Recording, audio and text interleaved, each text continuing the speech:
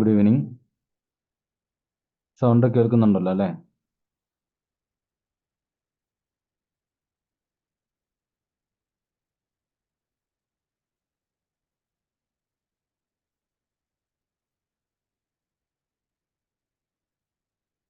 Yes.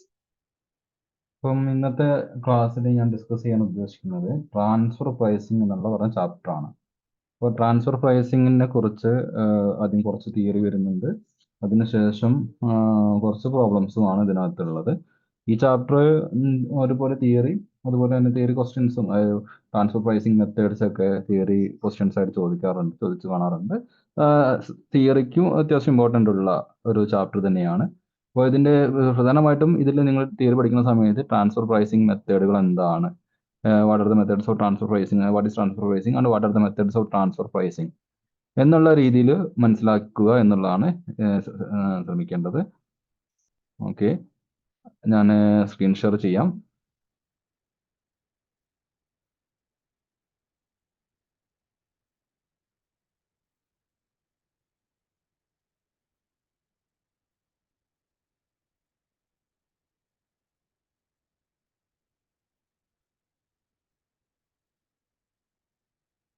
Okay, നോക്കുക. Transfer pricing എന്താണ്? Transfer pricing നമുക്കറിയാം.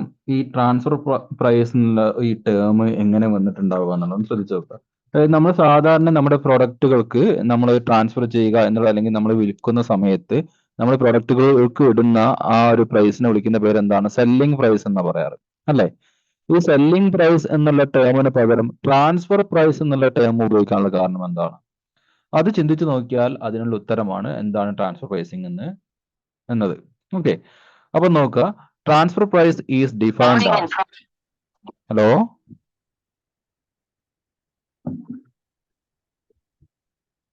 അത് മൈക്ക് ഓൺ ആണ് തോന്നുന്നു. ഇങ്ങോട്ട് പറയാനാണെങ്കിൽ പറഞ്ഞോളൂ, അല്ലെങ്കിൽ മൈക്ക് ഓഫ് ആക്കും കേട്ടോ.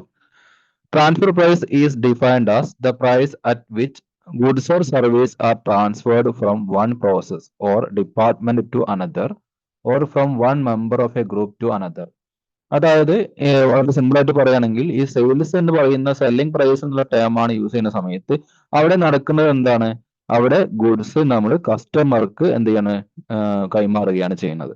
ഓക്കെ, അപ്പൊ ആ ടേമിന് പകരം ട്രാൻസ്ഫർ പ്രൈസ് എന്നുള്ള ടേം യൂസ് ചെയ്യുന്നതിനുള്ള കാരണം എന്തുകൊണ്ടായിരിക്കും?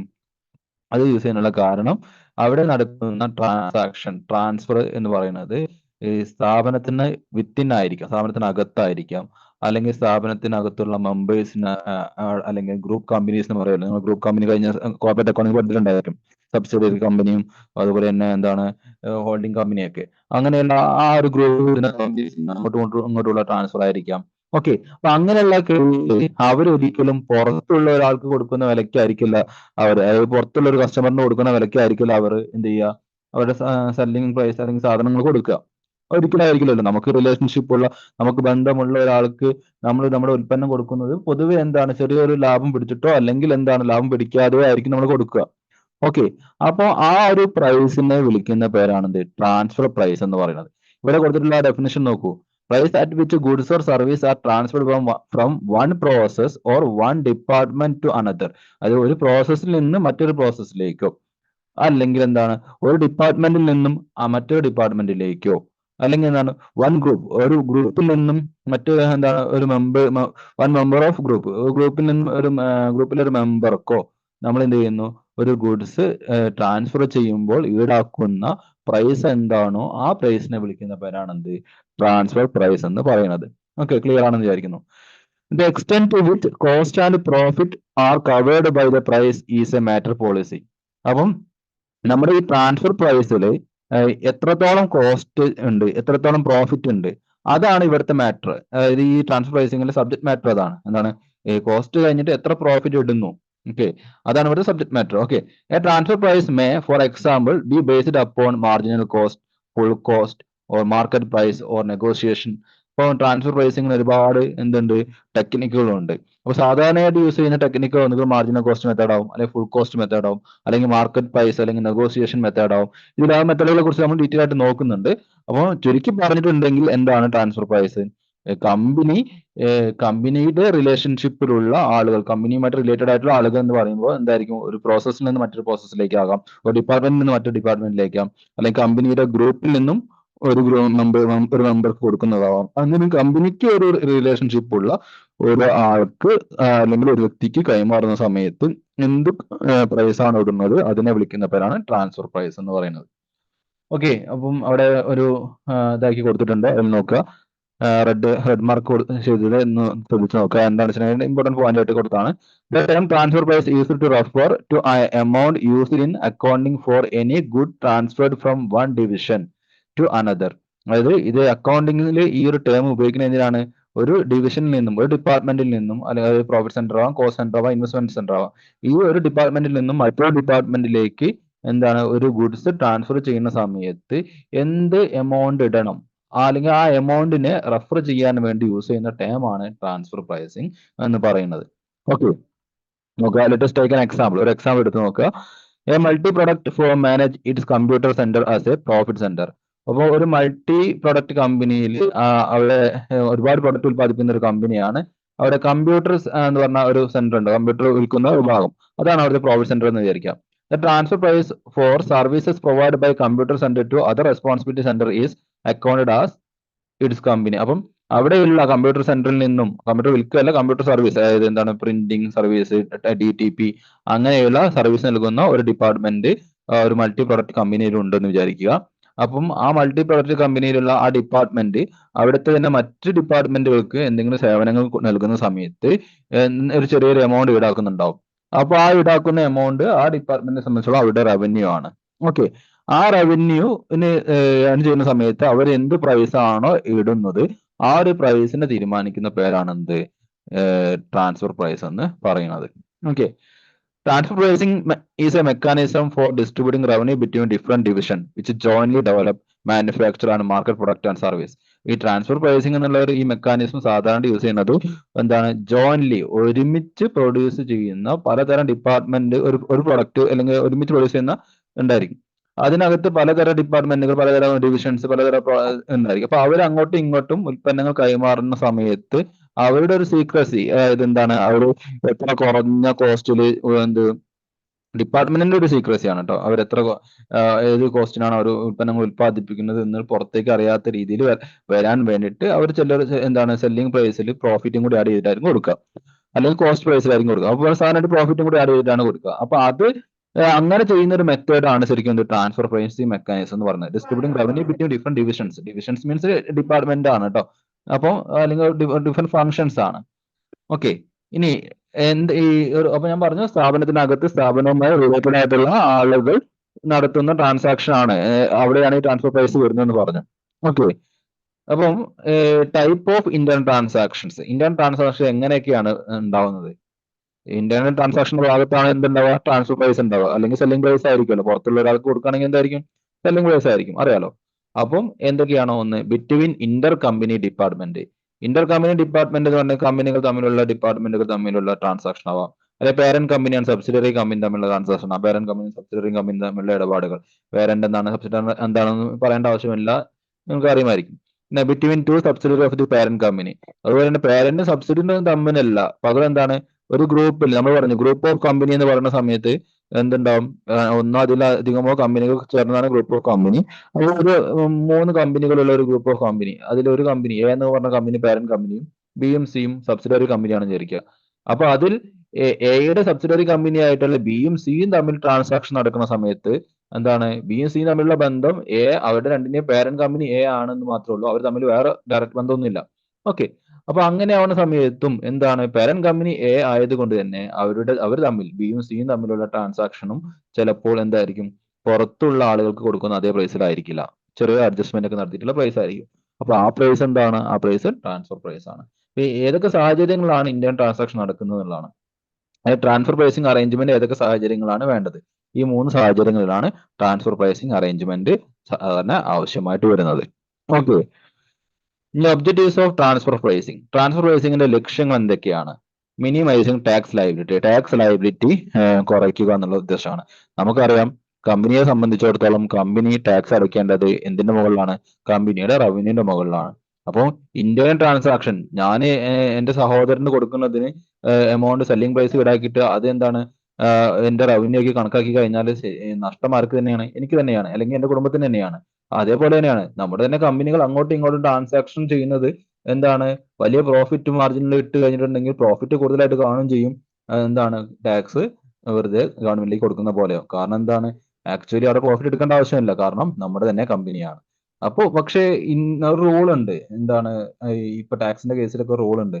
ആം ലെങ്ത് പ്രിൻസിപ്പിൾ എന്ന് പറയും. ആംസ് ലെങ്ത് പ്രിൻസിപ്പിൾ ഇന്റർനാഷണൽ ബിസിനസ്സിലൊക്കെ പണ്ട്, ഇപ്പൊ നിങ്ങൾക്ക് ഇല്ലാന്ന് തോന്നുന്നു, കോർപ്പറേറ്റ് അക്കൗണ്ട് ഫണ്ട് ഇൻകം എന്താ പറയാ ഇൻകം ടാക്സില് ഇന്ത്യ ടാക്സിന്റെ ഒക്കെ അല്ലെങ്കിൽ ഇന്റർനാഷണൽ ടാക്സേഷൻ ഒക്കെ പഠിക്കുന്ന സമയത്ത് അവിടെ ഉണ്ടായിരുന്നത് എന്ത് ആം ലെങ്ത് പ്രിൻസിപ്പിൾ പറഞ്ഞത്. അതായത് നമ്മൾ പുറത്തുള്ള ഒരു പാർട്ടീസിന് എന്ത് പ്രൈസിനാണോ കൊടുക്കുക, നമ്മളിങ്ങനെ എന്ത് റിലേറ്റീവ് ആയാലും ഇൻകം നമ്മുടെ എന്താണ് ടാക്സ് സിസ്റ്റം അനുസരിച്ചിട്ട് റിലേറ്റഡ് പാർട്ടീസുമായി നടത്തുന്ന ട്രാൻസാക്ഷൻ ആണെങ്കിൽ പോലും എന്തായിരിക്കണം?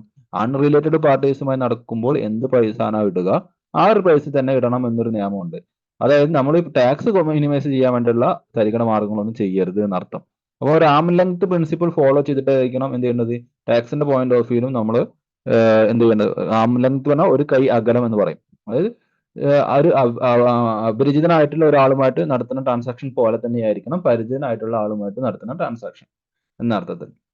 അപ്പോൾ ട്രാൻസ്ഫർ പ്രൈസിംഗ് ലക്ഷ്യത്തിൽ ഒന്ന് എന്താണ്? ടാക്സ് ലയബിലിറ്റി കുറയ്ക്കുക എന്നുള്ളതാണ്. അടുത്ത ലക്ഷ്യം എന്താണ്? Help to maintain divisional autonomy. അതായത് ഡിപ്പാർട്ട്മെന്റുകളുടെ ഒരു സ്വതന്ത്രം, എന്താണ് ഡിവിഷണൽ ഓട്ടോണമി, അതായത് അവരുടെ സീക്രസി അത് പുറത്തു പോവാതിരിക്കാൻ സഹായിക്കും. ഓക്കെ, സ്വതന്ത്ര ഡിപ്പാർട്ട്മെന്റുകളായിട്ട് പ്രവർത്തിക്കുക എന്ന് പറയാലോ. അവരുടെ ഉൽപ്പന്നം ഉണ്ടാക്കുന്നു, അവരതിനെ മാർക്കറ്റ് ചെയ്യുന്നു. മറ്റേ ഡിപ്പാർട്ട്മെന്റ് ഉൽപ്പന്നം ഉണ്ടാക്കുന്നു, അവരതിനെ മാർക്കറ്റ് ചെയ്യുന്നു. അപ്പോൾ ഒരു സ്വതന്ത്രവൽക്കരണം ഡിപ്പാർട്ട്മെന്റുകൾക്ക് ഇടയിൽ ഉണ്ടാക്കിയെടുക്കാൻ ഇത് സഹായിക്കും. പിന്നെ as A method of performance measurement and reward. അതുപോലെ തന്നെ ഇത് എന്താണ്? ഒരു പെർഫോമൻസ് മെഷർമെന്റും റിവാർഡിനും ഒരു സ്ഥാപനത്തിനെ സംബന്ധിച്ചിടത്തോളം ഒരു ക്രൈറ്റീരിയ ആണ് ഈ ട്രാൻസ്ഫർ പ്രൈസ് എന്ന് പറയുന്നത്. ഓക്കെ, പിന്നെ provide information for decision making. തീരുമാനങ്ങൾ എടുക്കാനുള്ള ഇൻഫർമേഷൻസ് നൽകുന്നു. എന്താണ്? ഒപ്റ്റിമൈസ് ഫിനാൻഷ്യൽ റിസോഴ്സിന്റെ എഫക്റ്റീവ് ആയിട്ടുള്ള യൂട്ടിലൈസേഷൻ സഹായിക്കുന്നു. ഇതൊക്കെയാണ് ട്രാൻസ്ഫർ പ്രൈസിംഗിന്റെ പ്രധാനപ്പെട്ട ഒബ്ജക്റ്റീവ്സ് ആയിട്ട് പറയുന്നത്. ഒരു 5 ഒബ്ജക്റ്റീവ്സ് ഉണ്ട്. 5 ഒബ്ജക്റ്റീവ്സ് നോട്ട് ചെയ്ത് പഠിക്കുക. നിങ്ങളുടെ ടെക്സ്റ്റ് ബുക്കിൽ ഒബ്ജക്റ്റീവ്സ് 9 എണ്ണം വരുന്നുണ്ട്. ഞാൻ അതിൽ നിന്ന് സെലക്ട് ചെയ്തിട്ടുള്ള ഒരു 5 എണ്ണമാണത്. ഈ 5 എണ്ണം കൃത്യമായിട്ട് നിങ്ങൾ പഠിക്കുക. ഓക്കെ, പിന്നെ മെത്തേഡ്സ് ഓഫ് ട്രാൻസ്ഫർ പ്രൈസിംഗ് ആണ് ഇനി നമ്മൾ നോക്കുന്നത്. Methods of transfer pricing. അപ്പം ട്രാൻസ്ഫർ പ്രൈസിംഗ് മെത്തേഡ്സ് പ്രധാനമായിട്ടും വരുന്നത് 9 മെത്തേഡ്സ് വരുന്നുണ്ട്. അപ്പം ഇതില് ചില മെത്തേഡുകൾക്ക് പ്രോബ്ലംസ് ഉണ്ട്, നമുക്ക് അതൊക്കെ നോക്കാം. അപ്പൊ ആദ്യം ഞാൻ ജസ്റ്റ് മെത്തേഡുകൾ ഏതൊക്കെയാണ് ജസ്റ്റ് പറഞ്ഞ് അങ്ങോട്ട് വരാം. അതിനുശേഷം നമുക്ക് അതിന്റെ പ്രോബ്ലങ്ങളിലേക്കും മറ്റു ഡീറ്റെയിൽ ആയിട്ട് കാര്യങ്ങളിലേക്കും പോവാം. ഓക്കെ, അപ്പോൾ ആദ്യം മെത്തേഡ്സ് ഓഫ് ട്രാൻസ്ഫർ പ്രൈസിംഗ് നമ്മൾ ആദ്യം നോക്കുന്നത് ടോട്ടൽ കോസ്റ്റ് മെത്തേഡ് ആണ്, അല്ലെങ്കിൽ ഫുൾ കോസ്റ്റ് മെത്തേഡ് ആണ്. എന്താണ് ഫുൾ കോസ്റ്റ് മെത്തേഡ് എന്നുള്ളത് നോക്കാം. പേര് തന്നെയാണ് ഫുൾ കോസ്റ്റ്. നോക്കാം, methods of transfer pricing. There are several method to determine transfer price. ഒരുപാട് മെത്തേഡുകൾ ട്രാൻസ്ഫർ പ്രൈസ് ഡിറ്റർമൈൻ ചെയ്യാൻ നമ്മുടെ മുന്നിലുണ്ട്. അതിൽ ഏറ്റവും ഇമ്പോർട്ടന്റ് ആയിട്ടുള്ള മെത്തേഡ്സ് ആണ് താഴെ പറയുന്നത്. They are briefly discussed below. ഒന്ന്, ടോട്ടൽ കോസ്റ്റ് മെത്തേഡ് അല്ലെങ്കിൽ full cost method. Under this method the selling division transfer the goods at a price equal to total cost per unit. അതായത് ഈ പേര് തന്നെയുണ്ട്. ടോട്ടൽ കോസ്റ്റ് മെത്തേഡിൽ ഈ sales നടത്തുന്നത് ഏത് ഡിപ്പാർട്ട്മെന്റ് ആണോ അല്ലെങ്കിൽ ഏത് ഡിവിഷൻ ആണോ ആ ഡിവിഷൻ അവരുടെ ഉൽപ്പന്നം മറ്റൊരു ഡിപ്പാർട്ട്മെന്റിലേക്ക് ട്രാൻസ്ഫർ ചെയ്യുന്നത് ടോട്ടൽ കോസ്റ്റ്, അവരുടെ മൊത്തം ചെലവ് എത്രയാണോ ആ വിലയ്ക്കായിരിക്കും. അല്ലാതെ എന്തിലല്ല, പ്രോഫിറ്റ് മീൻസ് അവിടെ അവർ എന്ത് ചെയ്യുന്നില്ല, ട്രാൻസ്ഫർ പ്രൈസിൽ പ്രോഫിറ്റ് ഈടാക്കുന്നില്ല എന്നർത്ഥം. ടോട്ടൽ കോസ്റ്റ് മെത്തേഡിൽ അവിടെ വാരിയബിൾ കോസ്റ്റ് എന്താണെന്ന് അറിയാലോ? പ്രൊഡക്ഷൻ ഉണ്ടെങ്കിൽ മാത്രം എൻകർ ചെയ്യുന്ന കോസ്റ്റും അതുപോലെ തന്നെ അവരുടെ ഫിക്സ്ഡ് കോസ്റ്റും, അത് രണ്ടും കൂടി ആഡ് ചെയ്തിട്ട് വരുന്ന കോസ്റ്റ് പെർ യൂണിറ്റ് ആണ് യൂണിറ്റിനാണ് അവരെന്ത് ചെയ്യുന്നത്? അവരുടെ ഗുഡ്സ് സെല്ലിംഗ് ഡിപ്പാർട്ട്മെന്റ് മറ്റു ഡിപ്പാർട്ട്മെന്റിലേക്ക് ട്രാൻസ്ഫർ ചെയ്യുന്നത്. അതുകൊണ്ട് അതിന്റെ പേര് തന്നെയുണ്ട് ടോട്ടൽ കോസ്റ്റ് മെത്തേഡ്. പേര് തന്നെയുണ്ട് അത് എന്താണ് ഉദ്ദേശിക്കുന്നത് എന്നുള്ളത് ക്ലിയർ ആയിട്ടുണ്ടാവും വിചാരിക്കുന്നു. അപ്പൊ ഈ ഒരു മെത്തേഡിന്റെ പ്രധാനപ്പെട്ട ഗുണം എന്താ വെച്ചിട്ടുണ്ടെങ്കിൽ ഈ ഒരു മെത്തേഡ് നമുക്ക് എന്താണ് ഡിപ്പാർട്ട്മെന്റുകൾക്ക് തമ്മിൽ പറഞ്ഞ് മനസ്സിലാക്കി കൊടുക്കാൻ, അല്ലെങ്കിൽ മാനേജ്മെന്റിന് ഓരോരോ ഡിപ്പാർട്ട്മെന്റ് ഇപ്പൊ നമ്മുടെ മാനേജ്മെന്റ് ടോപ്പ് ലെവൽ മാനേജ്മെന്റിന് ഡിപ്പാർട്ട്മെന്റുകൾക്ക് കാര്യങ്ങൾ പറഞ്ഞ് മനസ്സിലാക്കി കൊടുക്കാനൊക്കെ വളരെ ഈസി ആയിട്ടുള്ള കാര്യമാണ്. എന്താണ് സെല്ലിംഗ് പ്രൈസ് ഇടുന്ന സമയത്ത് നിങ്ങൾ നിങ്ങളുടെ വാരിയബിൾ കോസ്റ്റ് പ്ലസ് എന്ത് ചെയ്താൽ മതി? ഫിക്സ്ഡ് കോസ്റ്റ് ആഡ് ചെയ്താൽ മതി. ഓക്കെ, അത് വെച്ചിട്ട് കോസ്റ്റ് പെർ യൂണിറ്റ് കണ്ടെത്തിയിട്ട് ആ ഒരു വിലയ്ക്ക് നിങ്ങൾ ട്രാൻസ്ഫർ ചെയ്താൽ മതി എന്ന് പറഞ്ഞാൽ നമുക്ക് മനസ്സിലാക്കി കൊടുക്കാൻ ഈസിയാണ്. കുറച്ചും കൂടി ഈസി ആയിട്ടുള്ള ഒന്നാണത്. ഇംപ്ലിമെന്റ് ചെയ്യാൻ അതുപോലെ തന്നെ വളരെ ഈസി ആയിട്ടുള്ള ഒന്നാണ് ഈ. അതുപോലെ ടാക്സ് അതോറിറ്റീസും പ്രിഫർ ചെയ്യുന്ന ഒന്നാണ് ഈ ഫുൾ കോസ്റ്റ് മെത്തേഡ് എന്ന് പറയുന്നത്. ഓക്കെ, ഇതിന്റെ പ്രധാനപ്പെട്ട അഡ്വാൻറ്റേജസ് അതാണ്. ഇതിന്റെ ഡിസ്അഡ്വാൻറ്റേജസ് എന്താന്ന് പറഞ്ഞിട്ടുണ്ടെങ്കിൽ ഈ നമ്മുടെ എന്താണ് ഫിക്സ്ഡ് കോസ്റ്റ് ട്രാൻസ്ഫർ പ്രൈസിൽ ഇൻക്ലൂഡ് ചെയ്യിക്കുന്നുള്ളതാണ്. ശരിക്കും നമ്മളൊരു പ്രൈസിങ് ഡിസിഷൻ എടുക്കുന്ന സമയത്ത് ഫിക്സ്ഡ് കോസ്റ്റ് എന്ന് പറഞ്ഞെങ്കിൽ ഇൻക്ലൂഡ് ചെയ്യിക്കേണ്ട ആവശ്യമില്ല. കാരണം എന്താണ്, അതൊരു ഇറലവന്റ് ആയിട്ടുള്ള കാര്യമാണ്. കാരണം എന്താണ്, ഫിക്സ്ഡ് കോസ്റ്റ് പ്രൊഡക്ഷൻ ഉണ്ടെങ്കിൽ ഇൻക്വയർ ചെയ്യുന്ന ഒരു കാര്യമാണ്. നമ്മൾ അതിൽ ഫോക്കസ് ചെയ്തിട്ട് കൂടുതലായിട്ട് ഫോക്കസ് ചെയ്തിട്ട് എന്തെങ്കിലും കാര്യമുണ്ടോ? ഒരു കാര്യമില്ല. നമ്മൾ കൂടുതലായിട്ട് ഫോക്കസ് ചെയ്യേണ്ടത് എന്താണ്, അതിന്റെ വേരിയബിൾ കോസ്റ്റ് ആണ്. വേരിയബിൾ കോസ്റ്റ് മീൻസ് പ്രൊഡക്ഷൻ ഉണ്ടാവുന്ന സമയത്ത് എന്താണോ അല്ലെങ്കിൽ പ്രൊഡക്ഷൻ നടക്കുന്ന സമയത്ത് എൻകർ ചെയ്യുന്ന കോസ്റ്റ് എന്താണോ ആ കോസ്റ്റിൽ കോൺസെൻട്രേറ്റ് ചെയ്താൽ മാത്രമേ ആ കോസ്റ്റ് നമുക്ക് റെഡ്യൂസ് ചെയ്യാനൊക്കെ പറ്റുള്ളൂ. മറ്റേ റെന്റ് എന്താണ് നമ്മൾ ഉൽപ്പാദനം നടന്നില്ലെങ്കിൽ നടന്നാലും കൊടുക്കേണ്ട കോസ്റ്റ് ആണ്. അപ്പൊ അത്തരം കോസ്റ്റുകൾ പോലും എന്താണ് ഇതിലേക്ക് ഈ ടോട്ടൽ കോസ്റ്റ് മെത്തേഡിൽ ആഡ് ചെയ്യുന്നുണ്ട് എന്നുള്ളതാണ് അതിന്റെ ഒരു ലിമിറ്റേഷൻ. ഫിക്സ്ഡ് കോസ്റ്റ് എന്താണ് ഡിസിഷൻ മേക്കിംഗ് ഇറലവന്റ് ആയിട്ടുള്ള കാര്യമാണ്. ആ ഇറലവന്റ് ഇൻഫർമേഷൻ ഇതിൽ ഉൾപ്പെടുത്തുന്നുണ്ട് എന്നുള്ളതാണ് ഇതിന്റെ മേജർ ഒരു പോരായ്മയായിട്ട് പറയുന്നത്. ഓക്കെ, അതുപോലെ തന്നെ എന്താണ് മറ്റൊരു പോരായ്മ നമ്മൾ പറഞ്ഞു ഫുൾ കോസ്റ്റ് മെത്തേഡാണ്. ഇവിടെ ട്രാൻസ്ഫർ പ്രൈസിൽ എന്തില്ല, പ്രോഫിറ്റ് പറഞ്ഞ ഒരു എലമെന്റ് തന്നെ ഇല്ല. അതും ഒരു മെയിൻ പോരായ്മയാണ്. അത് നമ്മൾ നേരത്തെ പറഞ്ഞു ഓരോ ഒബ്ജക്റ്റീവ് പറഞ്ഞ സമയത്ത് പറഞ്ഞു ഇതാണ് ഡിപ്പാർട്ട്മെന്റുകളുടെ ഡിവിഷണൽ ഓട്ടോണമി ഉറപ്പുവരുത്തുക എന്നുള്ളത് ഇതിന്റെ ലക്ഷ്യമാണ്. ഇവിടെ എന്ത് ഡിവിഷണൽ ഓട്ടോണമിയാണ് ഉണ്ടാവുന്നത്? ഇവിടെ ഡിവിഷണൽ ഓട്ടോണമി ഉണ്ടാവില്ല. കാരണം എന്താണ്, നമ്മുടെ എന്ത് വിലയ്ക്കാണ് നമ്മുടെ ഉൽപ്പന്നം ഉണ്ടാക്കിയത് എന്ന് മറ്റു ഡിപ്പാർട്ട്മെന്റ് അറിയാണ്. അപ്പോൾ മറ്റു ഡിപ്പാർട്ട്മെന്റ് അത് അറിയുമ്പോൾ സ്വാഭാവികമായിട്ട് അവിടെ എന്തില്ല, ഒരു ഡിവിഷണൽ ഓട്ടോണമി ഇല്ല. അപ്പൊ മറ്റു ഡിപ്പാർട്ട്മെന്റ് അവരെ ഇത്രയൊക്കെ ചെലവാക്കി, അങ്ങനെയാണെങ്കിൽ നമുക്കും ചെലവാക്കാം എന്നൊരു തോന്നലുണ്ടാവും. അപ്പോൾ അത് ശരിക്കും സ്ഥാപനത്തിന് അത്ര നല്ലൊരു ഇതല്ല എന്നാണ് പറയുന്നത്. പോയിന്റ് ഓഫ് വ്യൂ നല്ലൊരു കാര്യമല്ല. ഓക്കെ, ഇങ്ങനെയുള്ള പ്രശ്നങ്ങളൊക്കെയാണ് ഈ എന്താണ് ടോട്ടൽ കോസ്റ്റ് അല്ലെങ്കിൽ ഫുൾ കോസ്റ്റ് മെത്തേഡിൽ പ്രധാനമായിട്ടും ഉള്ളത്. ഓക്കെ, ഞാൻ നോട്ട് വളരെ കുറച്ച് കാണിച്ചിട്ടുള്ളൂ. പറഞ്ഞ സമയത്ത് ഒരുപാട് പോയിന്റ്സ് പറഞ്ഞിട്ട് ലെക്ചർ നോട്ട് നിങ്ങൾ എഴുതുക കേട്ടോ. Then total cost plus profit margin method അടുത്ത മെത്തേഡാണ്. Total cost plus profit margin method പേര് തന്നെ ഉണ്ട് അല്ലെ. എന്താ പേരിൽ പറയുന്നത്? Total cost plus profit margin. അപ്പോൾ വളരെ സിമ്പിൾ. എന്താണ് fixed cost plus variable cost plus എന്താണ് fixed cost plus variable cost plus എന്തായിരിക്കും പ്രോഫിറ്റ് മാർജിൻ. ഇത് ആഡ് ചെയ്താൽ കിട്ടുന്നതാണ് എന്ത് ടോട്ടൽ കോസ്റ്റ് പ്ലസ് പ്രോഫിറ്റ് എന്ന് പറയുന്നത്. ഓക്കെ, അപ്പം ഇവിടെ അതാണ് ഈ മെത്തേഡിന്റെ പ്രത്യേകത. Under this method transfer price is fixed by adding profit margin to total cost per unit. നേരത്തെ നമ്മൾ ഒന്നാമത്തെ മെത്തേഡിൽ പറഞ്ഞ അതേ സംഭവത്തിനോട് കൂടി നമ്മുടെ ഡിപ്പാർട്ട്മെന്റിലായിട്ടുള്ള ഒരു പ്രോഫിറ്റും കൂടിയും ആഡ് ചെയ്യും. ആ പ്രോഫിറ്റും കൂടി ആഡ് ചെയ്തിട്ട് നമ്മൾ ട്രാൻസ്ഫർ പ്രൈസ് തീരുമാനിക്കുകയാണെങ്കിൽ അതിനെ വിളിക്കുന്ന പേരാണ് total cost plus profit margin method എന്ന് പറയുന്നത്. Okay, the profit margin is either as percentage on capital employed or on cost of sale. അപ്പോൾ പ്രോഫിറ്റ് എന്ന് പറയുന്നത് എന്തിന്റെ മുകളിലാണ്? ചിലപ്പോൾ എന്തായിരിക്കും നമ്മൾ റിട്ടേൺ ഓൺ ഇൻവെസ്റ്റ്മെന്റ് എന്ന് പറഞ്ഞ സംഭവം ROI. അതായത് നമ്മൾ കോൺട്രിബ്യൂട്ട് ചെയ്യുന്ന ക്യാപിറ്റൽ മൂലധനം, ആ മൂലധനത്തിൽ നിന്നും നമ്മൾ പ്രതീക്ഷിക്കുന്ന റിട്ടേണിനെയാണ് റിട്ടേൺ ഓൺ ഇൻവെസ്റ്റ്മെന്റ് എന്ന് പറയുന്നത്. അപ്പോൾ ഒരു വർഷത്തെ റിട്ടേൺ ഓൺ ഇൻവെസ്റ്റ്മെന്റ് ആയിരിക്കും ചിലപ്പോൾ നമ്മൾ എന്താകുന്നത് പ്രോഫിറ്റ് ആയിട്ട് പരിഗണിക്കുന്നത്. അല്ലെങ്കിൽ എന്താണ് കോസ്റ്റ് ഓഫ് സെയിലിന്റെ മുകളിലായിരിക്കും പ്രോഫിറ്റ് മാർജിൻ അപ്ലൈ ചെയ്യുക. കോസ്റ്റ് ഓഫ് സെയിൽ എന്ന് പറഞ്ഞാൽ അറിയാലോ നിങ്ങൾക്ക്, നമ്മൾ മൊത്തം കോസ്റ്റിനെ പ്രധാനമായിട്ട് 5ആയിട്ടാണ് ക്ലാസിഫൈ ചെയ്യാറുള്ളത്. അത് കോസ്റ്റ് ഷീറ്റ് എടുക്കുന്ന സമയത്ത് അല്ലെങ്കിൽ ടോട്ടൽ കോസ്റ്റ് കമ്പ്യൂട്ട് ചെയ്യുന്ന സമയത്ത് അത് നിങ്ങൾ പഠിച്ചിട്ടുണ്ടായിരിക്കും. ഏതൊക്കെയാണത്?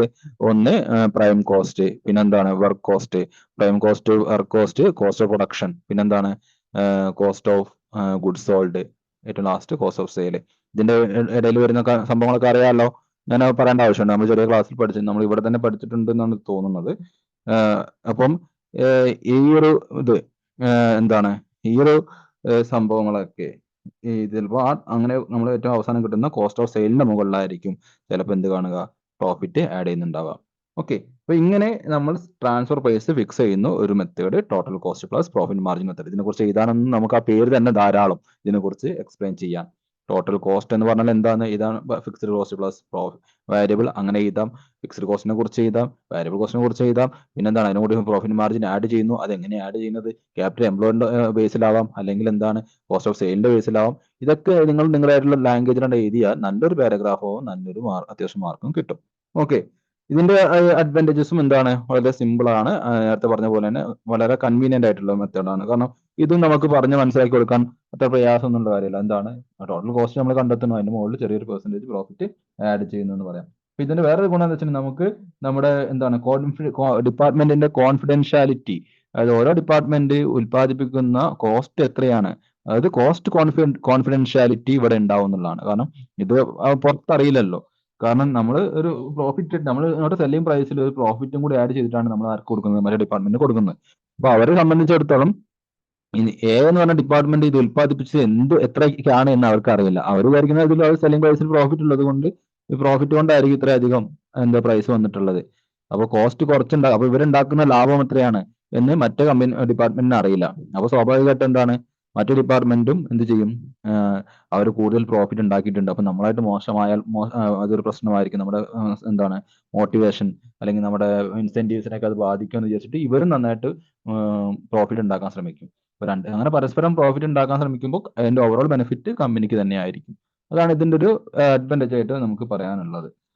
പിന്നെ എന്താണ്, അതുപോലെ തന്നെ ഇതിന്റെ പ്രധാനമായിട്ട് ലിമിറ്റേഷൻസ് എന്ന് പറഞ്ഞെങ്കിൽ എന്താ വെച്ചിട്ടുണ്ടെങ്കിൽ, ഇത് നമുക്ക് ഈ പേപ്പർ പ്രോഫിറ്റ് എന്നാ പറയാ. ഇതിൽ നമ്മൾ പറഞ്ഞു പ്രോഫിറ്റ് ആഡ് ചെയ്യുന്നുണ്ടെന്ന് പറഞ്ഞു. പക്ഷേ ഇതെന്താണ്, ഇതൊരു ജസ്റ്റ് ഒരു പേപ്പർ പ്രോഫിറ്റ് ആണ് അല്ലെ. നമുക്ക് എന്തിനാ ഇപ്പൊ ഇങ്ങനെ പ്രോഫിറ്റ് ആഡ് ചെയ്യേണ്ട ആവശ്യം? കാരണം ഡിപ്പാർട്ട്മെന്റ് എയിൽ നിന്ന് ഡിപ്പാർട്ട്മെന്റ് ബിയിലേക്ക് ഒരു ഉൽപ്പന്നം കൊടുക്കുന്ന സമയത്ത് എന്താണ് ഒരു പ്രോഫിറ്റ് ഇട്ടു, വെറുതെ ഇടല്ലേ. കാരണം ആ പ്രോഫിറ്റ് അങ്ങനെ ആഡ് ചെയ്തിട്ട് എന്തെങ്കിലും ആവശ്യമുണ്ടോ? കാരണം എന്താണ്, ഡിപ്പാർട്ട്മെന്റ് എ ആയാലും ഡിപ്പാർട്ട്മെന്റ് ബി ആയാലും എന്താണ്, ഞാൻ എന്റെ ഏട്ടന് ഒരു സാധനം വിൽക്കുന്നു, അതിനിപ്പോ ഞാൻ പ്രോഫിറ്റ് ഇട്ടത് കൊണ്ട് എന്തുകൊണ്ടാണുള്ളത്? കാരണം എന്റെ തന്നെ കുടുംബത്തിന്റെ സ്വത്താണ് ഏട്ടൻ എനിക്ക് തിരിച്ചു തരുന്നത് അല്ലേ. അപ്പൊ അതിൽ വലിയ കാര്യമില്ല. അപ്പൊ ഇത് ജസ്റ്റ് ഒരു പേപ്പർ പ്രോഫിറ്റ് എന്ന് മാത്രമേ ഇതിന്റെ ആവശ്യം അൺനെസസറി ആണ് എന്നാണ് ഇതിനെ കുറിച്ച് കുറ്റം പറയുന്ന ആൾക്കാർ പറയുന്നത്. ഇത് എന്താണ്, ഈ total cost plus profit margin method unnecessary ആയിട്ടുള്ള കാര്യമാണ്, ജസ്റ്റ് പേപ്പർ പ്രോഫിറ്റ് ആണ് എന്നാണ് ഇതിന്റെ പ്രധാനപ്പെട്ട ഡിസ്അഡ്വാൻറ്റേജ് ആയിട്ട് പറയുന്നത്. അതുപോലെ തന്നെ ഇതിന്റെ ഈ ആർട്ടിഫിഷ്യൽ പ്രോഫിറ്റ് ഫോസ്റ്റ്, അതുപോലെ തന്നെ നമ്മൾ എന്താണ് ഈ സ്റ്റോക്ക് വെരിഫിക്കേഷന്റെ സമയത്തൊക്കെ സ്റ്റോക്കിന്റെ വാല്യൂ കമ്പ്യൂട്ട് ചെയ്യുന്ന സമയത്ത് പ്രോഫിറ്റ് ഒക്കെ ഇട്ടിട്ടുണ്ടെങ്കിൽ അത് വലിയ ബുദ്ധിമുട്ടാണ്. ആ സ്റ്റോക്കിൽ നിന്ന് പ്രോഫിറ്റ് എലമെന്റ് ഒഴിവാക്കുക എന്നൊക്കെ പറയുന്നത്. അപ്പം ഈ പ്രോഫിറ്റ് എലമെന്റ് സ്റ്റോക്കിൽ നിന്ന് ഒഴിവാക്കുക എന്നൊക്കെ പറയുന്നത് വളരെ പ്രയാസമേറിയ കാര്യമാണ്. അപ്പൊ നമ്മളിങ്ങനെ പ്രോഫിറ്റ് ഒക്കെ ഇട്ട് കൊടുത്തു കഴിഞ്ഞിട്ടുണ്ടെങ്കിൽ അത് നമുക്ക് തന്നെ നമ്മുടെ എന്താണ് കോസ്റ്റ് അക്കൗണ്ടന്റിനും കോസ്റ്റിംഗ് ഡിപ്പാർട്ട്മെന്റിനൊക്കെ അത് വലിയൊരു ബാധ്യതയായിട്ട് അത് മാറും. ഇതൊക്കെയാണ് ഇതിന്റെ പ്രധാനപ്പെട്ട പോരായ്മകളായിട്ട് നമുക്ക് പറയാൻ പറ്റുക. ഓക്കെ, അപ്പം ഈ മെത്തേഡിന്റെ പേരാണ് total cost plus total profit method. ഇനി അടുത്ത മെത്തേഡാണ് മൂന്നാമത്തെ മെത്തേഡ് മാർജിനൽ കോസ്റ്റ് മെത്തേഡ്. എന്താണ് മാർജിനൽ കോസ്റ്റ് മെത്തേഡ് നോക്കുക. മാർജിനൽ കോസ്റ്റിംഗ് എന്നൊക്കെ നമ്മൾ കേട്ടിട്ടുണ്ടായിരിക്കും. മാർജിനൽ കോസ്റ്റ് എന്ന് പറഞ്ഞാൽ എന്താണ്, ഒരു ഫിക്സ്ഡ് ദിസ് ഇൻവോൾവ് നോക്കാം. This method involves transferring goods or service at the marginal cost per unit by selling division. Fixed costs are excluded from the total cost. Marginal costing നമ്മൾ decision മേക്കിങ്ങിൽ എന്താണ് only marginal, അതായത് ഒരു additional cost ഉൽപ്പാദിപ്പിക്കാൻ വേണ്ടിയിട്ട് വരുന്ന additional കോസ്റ്റിനെയാണ് marginal cost എന്ന് പറയുന്നത്. ഒരു അഡീഷണൽ ഔട്ട്പുട്ട് ഉൽപ്പാദിപ്പിക്കാൻ വേണ്ടി വരുന്ന അഡീഷണൽ കോസ്റ്റ്, വിച്ച് മീൻസ് അവിടുത്തെ വേരിയബിൾ കോസ്റ്റ് ആണ് എന്ത് മാർജിനൽ കോസ്റ്റ് എന്ന് പറയുന്നത്. അപ്പൊ നമ്മൾ ഇവിടെ നമ്മുടെ ഡിസിഷൻ മേക്കിങ്ങിൽ അല്ലെങ്കിൽ നമ്മുടെ ട്രാൻസ്ഫർ പ്രൈസിൽ ഫിക്സ്ഡ് കോസ്റ്റിനെ ടോട്ടലി എക്സ്ക്ലൂഡ് ചെയ്യുക. നമ്മുടെ ടോട്ടൽ കോസ്റ്റിൽ എന്തില്ല, ഫിക്സ്ഡ് കോസ്റ്റ് ഇല്ല. ഫിക്സ്ഡ് കോസ്റ്റിനെ പൂർണ്ണമായിട്ട് ഒഴിവാക്കി നമ്മൾ മാർജിനൽ കോസ്റ്റ് അല്ലെങ്കിൽ വേരിയബിൾ കോസ്റ്റ് മാത്രം കൺസിഡർ ചെയ്തുകൊണ്ട് ഒരു പ്രൈസ് തീരുമാനിക്കുകയാണെങ്കിൽ അതിനെ ആ ഒരു മെത്തേഡിനെ വിളിക്കുന്നവരാണ് ഇത് മാർജിനൽ കോസ്റ്റ് മെത്തേഡ് എന്ന് പറയുന്നത്. ഓക്കെ, ഈ മെത്തേഡും നമ്മളെ സംബന്ധിച്ചോളം വളരെ നേരത്തെ രണ്ട് മെത്തേഡ് പറഞ്ഞ പോലെ തന്നെ വളരെ സിമ്പിൾ ആണ്. ഈ കൺവീനിയന്റ് ആയിട്ടുള്ള ഒരു മെത്തേഡ് തന്നെയാണ് എന്ത് മാർജിനൽ കോസ്റ്റ് മെത്തേഡ് എന്ന് പറയുന്നത്. ഓക്കെ, അതുപോലെ തന്നെ ഈ ബൈയിങ് ഡിപ്പാർട്ട്മെന്റ് എന്ന് പറയുന്നത്, അപ്പൊ എ ബിക്ക് കൊടുക്കുന്ന സമയത്ത് എയുടെ എന്തില്ല ഫിക്സ്ഡ് കോസ്റ്റ് ആ ഒരു ട്രാൻസ്ഫർ പ്രൈസിൽ ഇൻക്ലൂഡഡ് അല്ല. അപ്പൊ ആ ഫിക്സ്ഡ് കോസ്റ്റ് ആ പ്രൊഡക്റ്റിന്റെ ട്രാൻസ്ഫർ പ്രൈസിൽ ഇൻക്ലൂഡഡ് അല്ലാത്ത സമയത്ത് ബി എന്ന ഡിപ്പാർട്ട്മെന്റ്, അത് വാങ്ങുന്ന ഡിപ്പാർട്ട്മെന്റിനെ സംബന്ധിച്ചിടത്തോളം എന്താണ് വളരെ ലോ പ്രൈസിലായിരിക്കും അവർക്ക് എന്ത് കിട്ടുന്നത്, ആ ഒരു പ്രൊഡക്റ്റ് കിട്ടുന്നത്. അപ്പോൾ ഇവിടെ പരസ്പരമുള്ള ഡിപ്പാർട്ട്മെന്റുകൾ തമ്മിലാണെങ്കിൽ പോലും എന്താണ് വാങ്ങുന്ന സമയത്ത് വില ഒന്ന് നോക്കുമല്ലോ. അപ്പൊ ആ വില നോക്കുന്ന സമയത്ത് അവർക്ക് അവരുടെ വില എന്താണ് വളരെ ചെറിയ വിലയായിട്ട് അവർക്ക് തോന്നും. കാരണം എന്താണ്, അവിടെ എന്തില്ല, ഫിക്സ്ഡ് കോസ്റ്റിന്റെ എലമെന്റ് മാർജിനൽ കോസ്റ്റിൽ വന്നിട്ടില്ല. അവിടെ ജസ്റ്റ് വേരിയബിൾ കോസ്റ്റ് മാത്രമേ കൺസിഡർ ചെയ്യുന്നുള്ളൂ. അപ്പൊ അവിടെ ലോ പ്രൈസ് ആയിട്ട് തോന്നും എന്നുള്ളതാണ് മറ്റൊരു ഗുണമായിട്ട് പറയുന്നത്. പിന്നെന്താണ്, ഈ ഒരു സെല്ലിംഗ് ഡിപ്പാർട്ട്മെന്റിന് എന്താണ് ഐഡിയൽ അല്ലെങ്കിൽ അൺയൂസ്ഡ് കപ്പാസിറ്റി ഒക്കെ ഉള്ള ഒരു കമ്പനി ആണെങ്കിൽ ഏറ്റവും ബെറ്റർ മാർജിനൽ കോസ്റ്റ് എന്ത് ചെയ്യാണ് ട്രാൻസാക്ഷൻ നടത്തുക എന്നുള്ളതാണ് ഇതിന്റെ അഡ്വാൻറ്റേജ് ആയിട്ടൊക്കെ നമുക്ക് പറയാൻ പറ്റുക. ഇതിനെ ഡിസഡ്വാൻറ്റേജ് പറയുന്ന സമയത്ത് എന്താണ്, ഇവിടെ നേരത്തെ പറഞ്ഞ പോലെ തന്നെ സെല്ലിംഗ് ഡിവിഷൻ എന്താണ് ഈ ഒരു പ്രോഫിറ്റ് ജനറേറ്റ് ചെയ്യാൻ സാധിക്കില്ല എന്നുള്ളതാണ്. സെല്ലിംഗ് ഏത് ഡിപ്പാർട്ട്മെന്റ് ആണോ സെയിൽസ് നടത്തുന്നത് അവർക്ക് അവരുടേതായിട്ടുള്ള ഒരു പ്രോഫിറ്റ് ഉണ്ടാവുമല്ലോ. അങ്ങനെ ഒരു പ്രോഫിറ്റ് ഈ മാർജിനൽ കോസ്റ്റ് മെത്തഡാണ് ഫോളോ ചെയ്യുന്നതെങ്കിൽ അത് അവർക്ക് ജനറേറ്റ് ചെയ്യാൻ സാധിക്കില്ല എന്നുള്ളതാണ് ഇതിന്റെ പ്രധാനപ്പെട്ട ഒരു എന്താണ് ഒരു ലിമിറ്റേഷൻ ആയിട്ട് പറയുന്നത്. ആ ഒരു പ്രോഫിറ്റ് സെന്റർ എന്നുള്ള നമുക്കറിയാം സെല്ലിംഗ് ഡിപ്പാർട്ട്മെന്റ് ആണ് ഒരു ഓർഗനൈസേഷനെ സംബന്ധിച്ചിടത്തോളം അവരുടെ പ്രോഫിറ്റ് സെന്റർ. അപ്പൊ അങ്ങനെ ഒരു ഐഡന്റിറ്റി അവർക്ക് അവിടെ ഇല്ലാതാവും എന്നുള്ളതാണ്. കാരണം എന്താണ് അവര് ജസ്റ്റ് വേരിയബിൾ കോസ്റ്റ് മാത്രമേ കൺസിഡർ ചെയ്യുന്നുള്ളൂ. പ്രോഫിറ്റ് ഉണ്ടാക്കാനുള്ള സാഹചര്യം അവർക്ക് ഇല്ലാതാവുകയാണ് ഇതിലെ പ്രധാനപ്പെട്ട ഒരു പ്രശ്നം. അതുപോലെ തന്നെ സെല്ലിംഗ് ഡിപ്പാർട്ട്മെന്റിന് ഈ ഫിക്സ്ഡ് കോസ്റ്റ് റിക്കവർ ചെയ്യാനുള്ള ഒരു സാഹചര്യം ഇതിൽ ഇല്ലാതാവുന്നു എന്നുള്ളതാണ്. കാരണം ഫിക്സ്ഡ് കോസ്റ്റ് ആയാലും വേരിയബിൾ കോസ്റ്റ് ആയാലും നമുക്ക് നമ്മുടെ കയ്യിൽ നിന്ന് ക്യാഷ് പോയിട്ടുണ്ടല്ലോ, അതൊരു സത്യമായ കാര്യമാണല്ലോ. ഓക്കെ, അപ്പം നമ്മൾ ഈ ടോട്ടൽ കോസ്റ്റ് അല്ലെങ്കിൽ നമ്മുടെ സെല്ലിംഗ് പ്രൈസിൽ ഓൺലി വേരിയബിൾ കോസ്റ്റ് ആവുന്ന സമയത്ത് നമുക്ക് ഫിക്സ്ഡ് കോസ്റ്റിന്റെ ആ ഒരു എലമെന്റ് കിട്ടാത്തൊരു സാഹചര്യം ഉണ്ടാവും. അപ്പോൾ നമുക്ക് രണ്ടും ഫിക്സ്ഡ് കോസ്റ്റിൽ നിന്നുള്ള ഒരു ചെറിയൊരു എലമെന്റും പിന്നെ അതുപോലെ എന്താണ് വേരിയബിൾ കോസ്റ്റ് പൂർണ്ണമായിട്ടും പിന്നെ പ്ലസ് എന്തുകൊണ്ടാണ് പ്രോഫിറ്റ് ഉണ്ടെങ്കിൽ നമുക്ക് അത് കാര്യമുള്ളൂ. ഓക്കെ, അപ്പൊ അങ്ങനെ ഒരു കിട്ടാത്തൊരു സാഹചര്യം ഉണ്ടാവാനും ഇത് ഇടയാക്കും. ഏത് മാർജിനൽ കോസ്റ്റ് മെത്തേഡ് ഇടയാക്കും എന്നാണ് പറയുന്നത്. Okay, 3 method. ഇനി 4ാമത്തെ മെത്തേഡാണ് standard cost method. Standard cost പേര് തന്നെയുണ്ട്. നമ്മൾ കഴിഞ്ഞ സെമ്മിൽ നിങ്ങൾ സ്റ്റാൻഡേർഡ് കോസ്റ്റ് പഠിച്ചിട്ടുണ്ടായിരുന്നോ? സെക്കൻഡ് സെമസ്റ്റർ കഴിഞ്ഞ സെമസ്റ്ററിൽ പഠിച്ചിട്ടുണ്ടല്ലോ. സ്റ്റാൻഡേർഡ് കോസ്റ്റ് എന്ന് പറഞ്ഞാൽ എന്താണ് ഇതുകൊണ്ട് ഉദ്ദേശിക്കുന്നത്? സ്റ്റാൻഡേർഡ് കോസ്റ്റ് യൂസ് ചെയ്യുന്നത് നമ്മൾ ഒരു പ്രോഡക്റ്റ് നിങ്ങളുടെ കുറച്ച് മുമ്പത്തെ ബാച്ചിനൊക്കെ ഞാൻ ആദ്യം പഠിപ്പിക്കാൻ തുടങ്ങുന്ന ഫസ്റ്റ് കാലഘട്ടം നിങ്ങളുടെ സാർ മീൻസ് നിങ്ങളുടെ ഇൻസ്റ്റിറ്റ്യൂട്ടിലെ സാറുമാരൊക്കെ ഞാൻ പഠിപ്പിച്ചതാണ്. ഷിബിൻ സാർ ആയാലും വിഷ്ണു സാർ ആയാലും ഒക്കെ. അപ്പോൾ അവർക്കൊക്കെ ഞാൻ ക്ലാസ് എടുക്കുന്ന സമയത്ത് അവരുടെ എന്താ പറയാ അവർക്കൊരു പേപ്പർ അവരുടെ കോസ്റ്റിംഗിൽ ഉണ്ടായിരുന്നൊരു അവർക്ക് 4th സെമസ്റ്റർ ആണ് അതിന്റെ ഒരു ഓർമ്മ. അതിൽ ഈ സംഭവങ്ങളൊക്കെ എന്താണ് നമ്മുടെ ഈ variance analysis, material cost variance, അതുപോലെ തന്നെ എന്താണ് അത് എവിടെ നിങ്ങൾ ഈ ഭാഗത്ത് ഇല്ലാന്ന് തോന്നുന്നു. ഇപ്പോൾ പുതിയ കോസ്റ്റിംഗിൽ അതില്ല. ഇനി വേറെ സെമ്മിൽ ഉണ്ടോ എന്നുള്ള കാര്യം ഇപ്പോൾ ഓർമ്മയില്ല. ഓക്കെ, ഏതായാലും ഈ സ്റ്റാൻഡേർഡ് കോസ്റ്റ് മെത്തേഡിന്റെ പ്രത്യേകത നമ്മൾ ഒരു പ്രൊഡക്റ്റ് ഉൽപ്പാദിപ്പിക്കുന്ന സമയത്ത് നമ്മൾ എന്ത് ചെയ്യും, ഒരു കൺട്രോൾ കിട്ടാൻ വേണ്ടിയിട്ട് കോസ്റ്റ് റിഡക്ഷൻ ഒക്കെ വരാൻ വേണ്ടിയിട്ട് മുൻകൂട്ടി കമ്പനി എന്ത് ചെയ്യും, ഈ ഇന്ന ഉൽപ്പന്നം എത്ര രൂപയ്ക്ക് നമുക്ക് ഉൽപ്പാദിപ്പിക്കാൻ പറ്റണം, ഒരു കോസ്റ്റ് ഫിക്സ് ചെയ്തു. പ്രീ ഡിറ്റർമൈൻഡ് കോസ്റ്റ് ആണ്, ഒരു കോസ്റ്റ് ഫിക്സ് ചെയ്യും. ആ കോസ്റ്റിനുള്ളിൽ അതായത് കോസ്റ്റ് നമ്മൾ വെറുതെ അങ്ങോട്ട് ഡിറ്റർമൈൻ ചെയ്യാന്നല്ല കേട്ടോ. നമുക്കറിയാം FW ടൈലറുടെ ഒക്കെ സയന്റിഫിക് മാനേജ്മെന്റ് പ്രിൻസിപ്പിൾസ് ഒക്കെ ഉണ്ട്. അവിടെ മോഷൻ ആൻഡ് മൂവ്മെന്റ് അനാലിസിസും അങ്ങനെ ഒരുപാട് അനാലിസിസ് ഒക്കെ നടത്തിയിട്ട് അവരെന്ത് ചെയ്യുന്നു, ഒരു സ്റ്റാൻഡേർഡ് കോസ്റ്റ് ഈ ഇത്ര ചെലവിനുള്ളിൽ നമുക്ക് നമ്മുടെ ഈ ഉൽപ്പന്നം ഉൽപ്പാദിപ്പിക്കാൻ പറ്റും എന്ന് പറയും. എന്നതിന് ശേഷം അവരെന്ത് ചെയ്യും, ആ കോസ്റ്റും ആക്ച്വൽ കോസ്റ്റ് അവർ ഫിക്സ് ചെയ്ത് വെച്ചിട്ടുള്ള ആ പ്രീ ഡിറ്റർമൈൻഡ് കോസ്റ്റ് പിന്നെന്താണ് അവർ ആക്ച്വൽ കോസ്റ്റ് എന്ന് പറഞ്ഞാൽ എന്താണ് നമ്മുടെ ഉൽപ്പന്നം ആക്ച്വലി എത്ര രൂപയ്ക്ക് ഉൽപ്പാദിപ്പിക്കപ്പെട്ടു അത് രണ്ടും പ്രീ ഡിറ്റർമൈൻഡ് കോസ്റ്റാണ് സ്റ്റാൻഡേർഡ് കോസ്റ്റും ആക്ച്വൽ കോസ്റ്റും തമ്മിൽ കമ്പയർ ചെയ്യും. എന്നിട്ട് തമ്മിൽ എന്തെങ്കിലും ഡിഫറൻസ് ഉണ്ടെങ്കിൽ ആ ഡിഫറൻസിന്റെ കാരണം എന്താണെന്ന് നോക്കിയിട്ട് കാരണം എന്താണ് വളരെ ഇക്വിറ്റബിൾ ആയിട്ടുള്ള ഒരു റീസൺ ആണ്, നീതിയുക്തമായ ഒരു റീസൺ ആണെങ്കിൽ ചിലപ്പോൾ എന്ത് ചെയ്യും അവര് അത് സ്റ്റാൻഡേർഡ് റിവൈസ് ചെയ്യും. അല്ലെങ്കിൽ എന്താണ് ആക്ച്വലിൽ എന്തെങ്കിലും കംപ്ലൈന്റ് ഉണ്ടെങ്കിൽ അൺനെസസറി ആയിട്ടുള്ള കോസ്റ്റ് ഒക്കെ ഇൻക്ലൂഡ് ചെയ്തിട്ടുണ്ടെങ്കിൽ അത് കൺട്രോൾ ചെയ്യും. അതാണ് സാധാരണ ചെയ്യാറുള്ളത്. ഈ സ്റ്റാൻഡേർഡ് കോസ്റ്റ് ട്രാൻസ്ഫർ പ്രൈസിംഗിൽ എങ്ങനെയാണെന്ന് ചെയ്തിട്ടുണ്ടെങ്കിൽ ഇതേപോലെ തന്നെ എന്താണ് കമ്പനി നേരത്തെ ഒരു കോസ്റ്റ് പ്രീ ഡിറ്റർമൈൻ ചെയ്ത് വെച്ചിട്ടുണ്ടാവും. ആ പ്രീ ഡിറ്റർമൈൻ ചെയ്ത കോസ്റ്റിൽ എന്ത് ചെയ്യുക, ഉൽപ്പന്നം മറ്റ് ഡിപ്പാർട്ട്മെന്റുകൾക്ക് കൊടുക്കുക. അപ്പൊ ഇവിടെ ഒന്നിനും പരിഗണന ഇല്ല. എന്തിനില്ല, ഇവിടെ ഇപ്പൊ ഉൽപ്പന്നം ഉൽപ്പാദിപ്പിക്കുന്ന സമയത്തുണ്ടായ വേരിയബിൾ കോസ്റ്റ് എത്രയാണ്, ചെലവ് എത്രയാണ്, അവിടെ ഉണ്ടായിട്ടുള്ള എന്താണ് ഫിക്സ്ഡ് കോസ്റ്റ് ഇത്രയുണ്ട്. ഇപ്പോഴത്തെ ഈ ടൈമിൽ ചിലപ്പോൾ എന്തുണ്ടാവാം, വിലക്കയറ്റം ഉണ്ടാവാം. ഈ വിലക്കയറ്റോ അല്ലെങ്കിൽ വില കുറയുന്നുണ്ടാവാം. അതൊന്നും ഇവിടെ പരിഗണിക്കുന്നില്ല. കാരണം എന്താണ്, ഇവര് ഈ സ്റ്റാൻഡേർഡ് കോസ്റ്റില് നേരത്തെ സയന്റിഫിക് മാനറിൽ ഫിക്സ് ചെയ്തിട്ടുണ്ടായിരുന്ന ഒരു എമൗണ്ട് ഉണ്ടായിരിക്കും. ആ എമൗണ്ടിനായിരിക്കും അവർ എന്ത് ചെയ്യുന്നത്, ഉൽപ്പന്നം കൊടുക്കുന്നത്. ഓക്കെ, അങ്ങനെയുള്ള ഒരു മെത്തേഡാണ് സ്റ്റാൻഡേർഡ് കോസ്റ്റ് മെത്തേഡ് എന്ന് പറയുന്നത്. ഓക്കെ, അടുത്ത മെത്തേഡാണ് എന്ത്, opportunity cost method. Opportunity cost പേര് തന്നെ ഉണ്ട് അല്ലെ, നമുക്കറിയാം പരിചയമുള്ള ഒരു സംഭവമാണ്. ഓപ്പർച്യൂണിറ്റി നമ്മൾ ചെറിയ +2 തോന്നുന്നു ഓപ്പർച്യൂണിറ്റി കോസ്റ്റിന്റെ +1 തോന്നുന്നു അല്ലെ. ബിസിനസ്സിൽ നമ്മൾ ആദ്യമായിട്ട് ഈ ഓപ്പർച്യൂണിറ്റി കോസ്റ്റ് എന്ന് പറഞ്ഞ ഒരു ഡെഫിനിഷൻ ഒക്കെ പഠിച്ചിട്ടുണ്ടായിരുന്നു. Next best alternative forgone എന്നൊക്കെ പറഞ്ഞിട്ടില്ലേ. എന്താണ് എല്ലാവർക്കും അറിയാം. ഇപ്പൊ കൊമേഴ്സിന്റെ ഏതൊരു PSC എക്സാം ചോദിച്ചാലും കൊമേഴ്സുമായി ബന്ധപ്പെട്ട അക്കൗണ്ടന്റ് അങ്ങനത്തെ PSC എക്സാമിലൊക്കെ കാണാറുള്ള സംഭവമാണ് ഈ ഓപ്പർച്യൂണിറ്റി കോസ്റ്റ്. ഓപ്പർച്യൂണിറ്റി കോസ്റ്റ് എന്ന് പറഞ്ഞെങ്കിൽ നമ്മൾ ഈ സമയം ഇവിടെ ഇരിക്കുന്നതിന് പകരം നമ്മൾ വേറെ എന്തെങ്കിലും ഒരു ആക്ടിവിറ്റി ചെയ്ത് കഴിഞ്ഞാൽ നമുക്ക് ഉണ്ടാകാൻ സാധ്യതയുള്ള ബെനിഫിറ്റിനെ വിളിക്കുന്ന പേരാണ് ഓപ്പർച്യൂണിറ്റി കോസ്റ്റ് മെത്തേഡ് എന്ന് പറഞ്ഞത്. അപ്പൊ ഇവിടെ ട്രാൻസ്ഫർ പ്രൈസിംഗിലും നമ്മൾ എന്ത് ചെയ്യണം, ആ ഒരു ഓപ്പർച്യൂണിറ്റി കോസ്റ്റ് പരിഗണിക്കുക. ഓപ്പർച്യൂണിറ്റി കോസ്റ്റിൽ നമ്മൾ എന്ത് ചെയ്യുന്നു, നമ്മുടെ ഉൽപ്പന്നം ട്രാൻസ്ഫർ ചെയ്യുകയാണെങ്കിൽ അതാണ് എന്ത് ട്രാൻസ്ഫർ പ്രൈസിംഗിൽ ട്രാൻസ്ഫർ പ്രൈസിംഗിൽ ഓപ്പർച്യൂണിറ്റി കോസ്റ്റ് മെത്തേഡിൽ പറയുന്നത്. അപ്പോൾ ഡീറ്റെയിൽ ആയിട്ട് പറയുകയാണെങ്കിൽ നമുക്കൊന്ന് വായിച്ചു നോക്കാം. Under this method, goods and services are transferred by the selling division at opportunity cost. Opportunity cost is maximum price at that the buying division would be willing to pay. The minimum price at the selling division would be willing to accept it.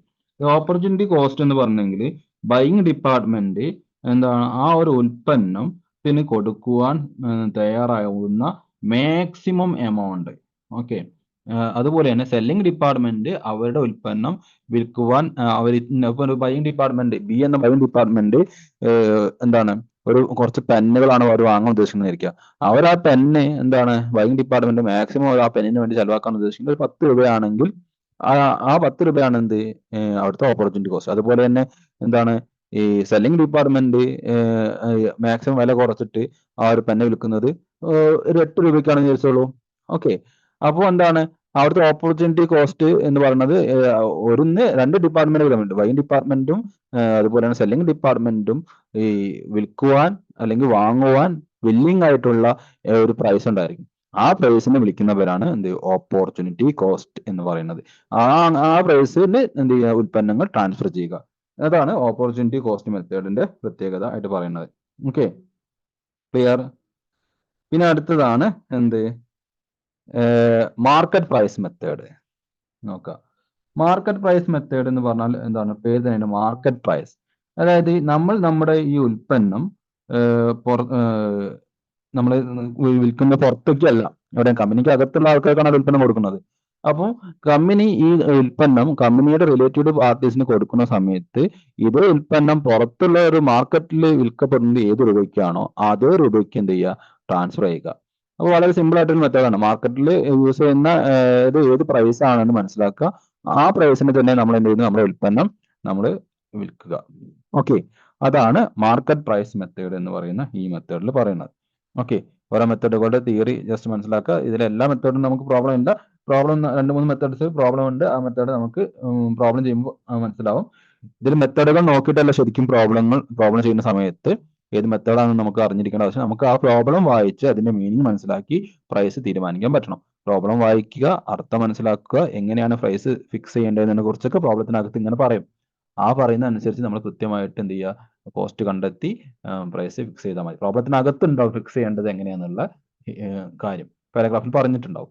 അതനുസരിച്ച് ചെയ്യുക. മറ്റു ഈ മെത്തേഡുകളൊന്നും നമുക്ക് പ്രോബ്ലത്തിൽ ഇങ്ങനെ വേർതിരിച്ച് ഈ marginal cost method ചെയ്യൂ അങ്ങനെ ഒന്നും പറയാം. നിങ്ങളുടെ ട്രാൻസ്ഫർ പ്രൈസ് തീരുമാനിക്കൂ എന്നേ പറയുള്ളൂ. അപ്പൊ അത് തീരുമാനിക്കാൻ എന്താണ് ഇത് ഇങ്ങനെ ഒരു മെത്തേഡുകൾ വേർതിരിച്ച് പഠിക്കണമെന്നില്ല പ്രോബ്ലത്തിന്റെ കാര്യത്തിൽ.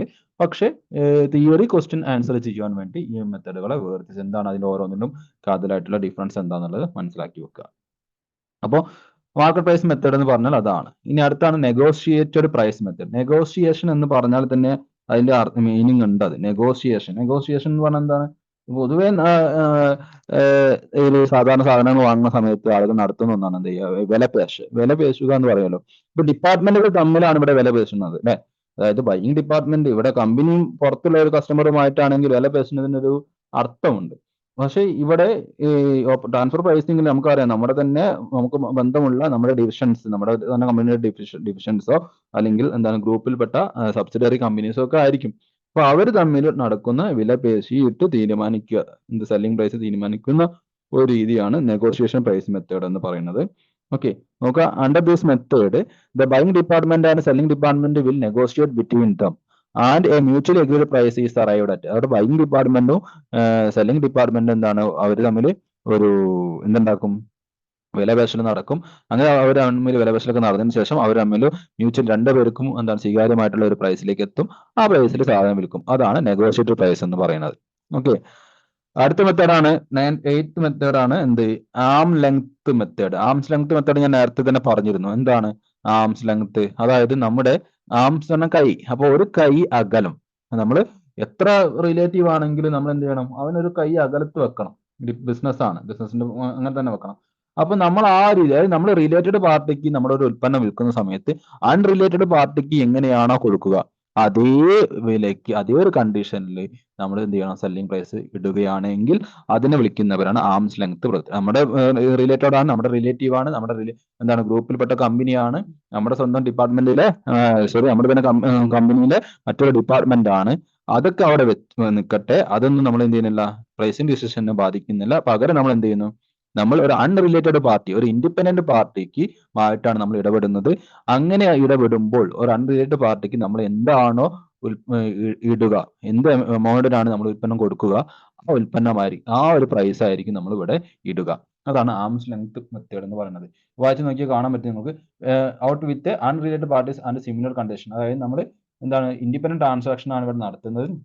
ഒരു അൺറിലേറ്റഡ് പാർട്ടിയോട് എങ്ങനെയാണോ കൈകാര്യം ചെയ്യുന്നത് അതേ കണ്ടീഷനിൽ അതേ രീതിയിലായിരിക്കും നമ്മൾ എന്ത് ചെയ്യുന്നത്, ഇവിടെ റിലേറ്റഡ് പാർട്ടീസുമായിട്ട് നമ്മൾ എന്ത് ചെയ്യുക, നമ്മുടെ പ്രൈസ് ഡീലിങ്സ് സംസാരിക്കുക. അതാണ് ആംസ് ലെങ്ത് മെത്തേഡിൽ പറയുന്നത്. ഓക്കെ, ദെൻ ഇതിലെ ലാസ്റ്റ് മെത്തേഡാണ് dual price method. Dual price method എന്ന് പറഞ്ഞാൽ എന്താണ്? Under this method, the selling division is credited at the outside selling price with an amount calculated by adding markup to the full cost and buying division charged with the variable cost. അതായത് selling department, നമുക്കറിയാം ഇവിടെ രണ്ട് department ഉണ്ട് അല്ലെ, selling ഡിപ്പാർട്ട്മെന്റും buying ഡിപ്പാർട്ട്മെന്റും ഉണ്ട്. രണ്ടും എന്താണ്, ഒരേ സ്ഥാപനത്തിന്റെ തന്നെ ഡിപ്പാർട്ട്മെന്റ് ആണ്. അപ്പൊ സെല്ലിംഗ് ഡിപ്പാർട്ട്മെന്റ് എന്താ ചെയ്യുന്നത് വെച്ചിട്ടുണ്ടെങ്കിൽ അവര് അവരുടെ എന്താണ് ബാലൻസ് ഷീറ്റിനകത്ത് അല്ലെങ്കിൽ അവരുടെ പ്രോഫിറ്റ് ആൻഡ് ലോസ് അക്കൗണ്ടിനകത്ത് എന്താണ് ഔട്ട്സൈഡ് ഡിപ്പാർട്ട്മെന്റിന് കൊടുക്കുന്ന സമയത്ത് എന്താണോ, എന്ത് വിലയ്ക്കാണോ ഇടുന്നത് ആ വിലയ്ക്കായിരിക്കും അവരെന്ത് ചെയ്യുക, ഇത് അവരുടെ ബാലൻസ് ഷീറ്റ് കാണിക്കുക. എന്നാൽ വാങ്ങുന്ന ഡിപ്പാർട്ട്മെന്റ് എങ്ങനെയായിരിക്കും കാണിക്കുക? വാങ്ങുന്ന ഡിപ്പാർട്ട്മെന്റ് ആ ബാലൻസ് ഷീറ്റിൽ അല്ലെങ്കിൽ അവരുടെ എന്താ പറയാ പ്രോഫിറ്റ് ആൻഡ് ലോസ് അക്കൗണ്ടിലും അവരുടെ കോസ്റ്റ് സ്റ്റേറ്റ്മെന്റിലും അവരത് എന്താണ് വേരിയബിൾ കോസ്റ്റ് ആയിട്ട് പരിഗണിച്ചിട്ട് എന്ത് ചെയ്യുന്നു, അവിടെ അവരുടെ ഷീറ്റിൽ കാണിക്കുന്നു. അതായത് ഫുൾ കോസ്റ്റ് മെത്തേഡിൽ ബൈങ് ഡിവിഷൻ ചാർജ് വിത്ത് വേരിയബിൾ കോസ്റ്റ്, ഒരു വേരിയബിൾ കോസ്റ്റിന്റെ കൂട്ടത്തിൽ ഇതിനെ ആഡ് ചെയ്തുകൊണ്ടാണ് ഇത് ചെയ്യുക. അപ്പൊ ഇവിടെ പ്രത്യേകത, രണ്ട് ഡിപ്പാർട്ട്മെന്റ്, ഇപ്പൊ എയും ബിയും എന്ന ഡിപ്പാർട്ട്മെന്റ് ഉണ്ട്. അതിൽ എ ഡിപ്പാർട്ട്മെന്റ് എന്താ ചെയ്യുന്നത്, എ ഡിപ്പാർട്ട്മെന്റ് ഔട്ട്സൈഡ് പാർട്ടിക്ക് കൊടുക്കുന്ന ആ ഒരു എമൗണ്ടിലായിരിക്കും എന്ത് ചെയ്യുന്നത്, ക്രെഡിറ്റ് ചെയ്യുക. ബി എന്ന ഡിപ്പാർട്ട്മെന്റ് എന്താ ചെയ്യുക, ബി എന്ന ഡിപ്പാർട്ട്മെന്റ് അതിലെ വേരിയബിൾ കോസ്റ്റ് എടുത്തിട്ട് വേരിയബിൾ കോസ്റ്റ് മാത്രമായിരിക്കും എന്ത് ചെയ്യുന്നത് ഇവിടെ എക്സ്പെൻസ് ആയിട്ട് പരിഗണിക്കുക. ഓക്കെ, അപ്പൊ അതിനർത്ഥം കൊടുക്കുന്ന ഡിപ്പാർട്ട്മെന്റിന്റെ എന്തുണ്ട് മാർക്കപ്പിൽ അവിടെ എന്തുണ്ടാവും, പ്രോഫിറ്റ് കാണിക്കുന്നുണ്ടെങ്കിലും ബൈങ് ഡിപ്പാർട്ട്മെന്റിനെ സംബന്ധിച്ചോളം വാങ്ങുന്ന കോസ്റ്റിൽ നിന്നും പ്രോഫിറ്റ് എലമെന്റ് കീഴിച്ചിട്ടുള്ള എന്താണ് വേരിയബിൾ കോസ്റ്റ് മാത്രമായിരിക്കും അവർ എന്താ റെക്കോർഡിംഗ് ആസ്പെക്ടിന് അവർ പരിഗണിക്കുക എന്നുള്ളതാണ് ഡ്യുവൽ പ്രൈസ് മെത്തേഡിൽ കാണിക്കുന്നത്. അപ്പൊ ഇവരുടെ പേര് തന്നെ ഡ്യുവൽ പ്രൈസ് ആണ്, രണ്ട് പ്രൈസ് ആണ്. ഒരാൾക്ക് എന്താണ് സെല്ലിംഗ് പ്രൈസ് ആണ് ടോട്ടൽ കോസ്റ്റ് പ്ലസ് പ്രോഫിറ്റ് ആണെങ്കിൽ മറ്റൊരാൾക്ക് എന്താണ് അതിലെ വേരിയബിൾ കോസ്റ്റ് മാത്രമായിരിക്കും എന്ത് പ്രൈസ് എന്ന് പറയുന്നത്. അതുകൊണ്ടാണ് ഈ ഒരു മെത്തേഡിനെ ഡ്യുവൽ പ്രൈസ് മെത്തേഡ് എന്ന് പറയുന്നത്. അപ്പൊ നമ്മളെ സംബന്ധിച്ചിടത്തോളം ഈ ചാപ്റ്ററിൽ ഇത്രയേ ഉള്ളൂ തിയറി വരുന്നത്. അപ്പം ഇതിലെ ഈ തിയറീസ് ഒക്കെ ഒന്ന് നിങ്ങൾ ഡീറ്റെയിൽ ആയിട്ട് നോക്കുക. പിന്നെ ഇതുമായി ബന്ധപ്പെട്ട് ഞാൻ ഉണ്ടാക്കിയിട്ടുള്ള, നേരത്തെ ഓൾറെഡി റെക്കോർഡ് ചെയ്ത് വെച്ചിട്ടുള്ള ഒരു വീഡിയോ ഉണ്ട്, ഞാൻ ഗ്രൂപ്പിലേക്ക് ഇട്ടുതരാം. പക്ഷെ എന്റെ പ്രശ്നം വെച്ചിട്ടുണ്ടെങ്കിൽ ആ വീഡിയോയിൽ ഞാൻ ഉപയോഗിച്ചിട്ടുള്ള സ്റ്റഡി മെറ്റീരിയൽ ഇപ്പൊ എന്റെ കയ്യിലില്ല. അപ്പൊ തൽക്കാലം നിങ്ങൾ ആ വീഡിയോയിലെ സ്റ്റഡി മെറ്റീരിയൽ ഉപയോഗിക്കുകയാണെങ്കിൽ നിങ്ങൾ എന്തെങ്കിലും സ്ക്രീൻഷോട്ട് എടുത്തിട്ട് നോട്ട് തയ്യാറാക്കേണ്ടി വരും.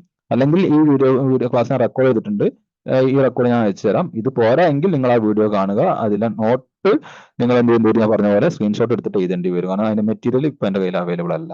ഓക്കെ, മിസ് ആയിട്ടുണ്ട്. ശരി, മിക്കവാറും ഇപ്പൊ കട്ടാവും കേട്ടോ, ഒരു മിനിറ്റും കൂടി ഇതിൽ സമയം കാണിക്കുന്നുള്ളൂ. അപ്പം ഇനി എന്തെങ്കിലും